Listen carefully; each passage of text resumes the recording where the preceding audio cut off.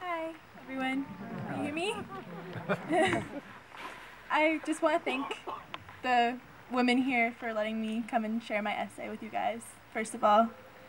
My essay is entitled, What Do Women's Rights and Equality Mean to Me? The Oxford Dictionary defines equality as great as or sufficient in quantity or degree. But to me, it's so much more than that when it comes to women's rights. It's about how far we've come and yet how far we still have to go. In just 2 short generations, women in my family have gone from believing that the only career options available to them were nursing or teaching, and that they would have to give them up when they were married, to having no limitations on their career path at all. My grandmother was the only girl in her family, with 3 brothers. She was expected to stay home, keep the house tidy and the clothes clean, while her brothers were out playing sports. She desperately wanted to participate in extracurricular activities, but she was denied the opportunity because she was a girl.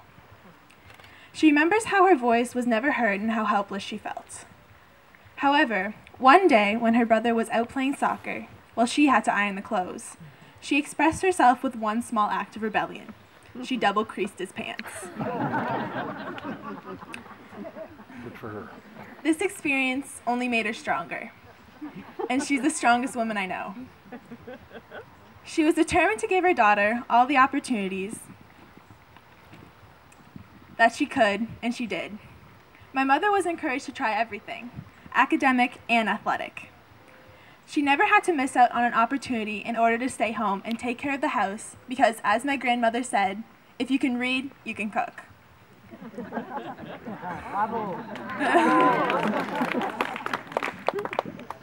Despite my great-grandmother continuously telling her that old maid isn't going to amount to much if she can't cook, my grandmother kept my mother in sports and gave equal opportunities to all her children. My mother is my inspiration because of her success and defiant attitude. She realized the struggle her mother went through to give her a good life, and she didn't take it for granted. She graduated with 2 bachelor's degrees, a master's, and went on to run a growing multinational company. And yet, when my mother's new position was announced in Barbados, the headline stated, "Woman to lead Emira Caribbean assets." If a man had been selected, would the paper highlight the gender over the success?